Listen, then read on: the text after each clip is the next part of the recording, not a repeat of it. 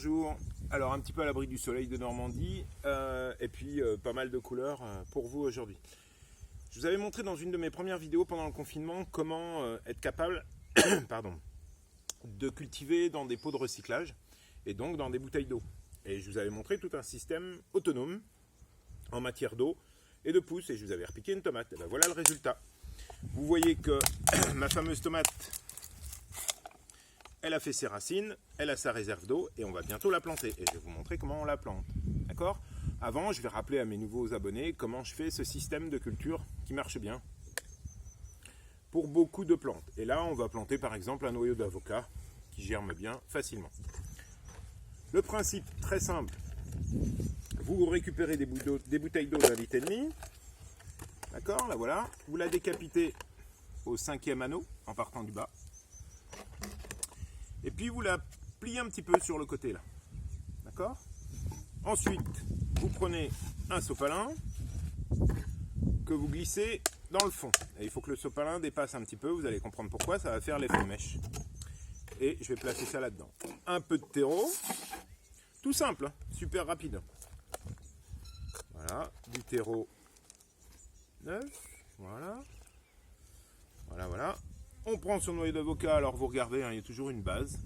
En général, ils sont plus pointus que ceux-là. Celui-là est un peu petit, mais bon. C'était pour vous montrer. Je le place dans le terreau. Un petit peu de terreau, je n'enfonce pas trop, en plus. Voilà, comme j'avais fait pour mon petit plant de tomate. J'enfonce. Ça se clipse, hein. Vous voyez, ça se tient, hein. C'est tout fait. Super. Mon sopalin va faire effet mèche. Et là, je vais arroser. Hop là, j'ai arrosé la caramel aramade, moi. Et vous voyez, vous allez voir, l'eau va descendre. Alors, on va les laisser descendre. Et puis, mon avocat, alors l'eau va descendre en dessous, d'accord ? Et on va avoir en permanence, comme sur cette bouteille-là, une réserve d'eau, hein, qui va permettre d'alimenter tout doucement les racines de la plante qui va donc germer. On le voit bien, là, l'eau commence à couler. Elle imbibe le substrat et mon noyau d'avocat va marcher très bien. Et alors, en plus, vous voyez aussi que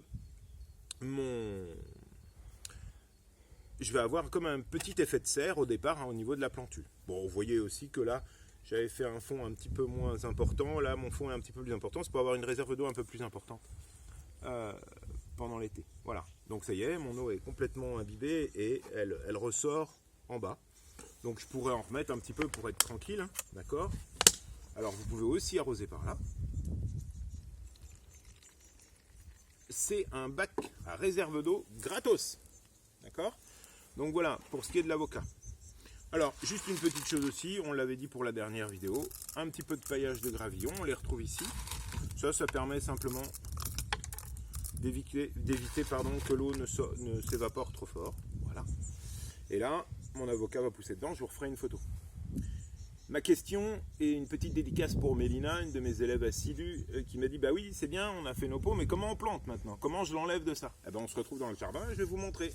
À bientôt. Donc voilà, nous voilà dans le potager avec notre plante cultivée en mini-serre. Alors là, la tomate, il est grand temps de la planter, mais c'était pour vous montrer le principe. J'enlève la réserve d'eau, d'accord? Je prends un couteau qui coupe bien, mais il faut tenir la motte. On est d'accord? Surtout pas enlever les racines à l'air, sinon ça va mourir. Un couteau qui coupe bien, et puis voilà, le bouchon de sopalin s'en va, ok? Voilà, et là, j'ai ma motte toute prête. Alors, pour éviter les... Voilà, on va enlever juste la motte. Alors là, on a de la chance, elle se tient, on est d'accord. Mais si vos racines n'ont pas tout pris, vous pouvez laisser un petit peu. On met bien sûr... Voilà. Et puis, comme toute plantation classique, voilà. Encore un pied de tomate dans mon jardin. Et donc ça, on est d'accord, on jette. Mais justement, c'était pour vous montrer qu'on peut transplanter n'importe quelle plante. Alors si votre motte n'est pas tout à fait prise, et je pense que c'est le cas du petit chêne de Mélina, eh bien on enlève délicatement le plastique à l'intérieur du trou et au fur et à mesure on comble. Voilà, à bientôt et n'hésitez pas à utiliser ce système qui est très intéressant pour faire des boutures, des plantes vertes, des plantes d'extérieur, des arbres. Mélina a mis un petit gland pour son chêne, c'est vraiment génial.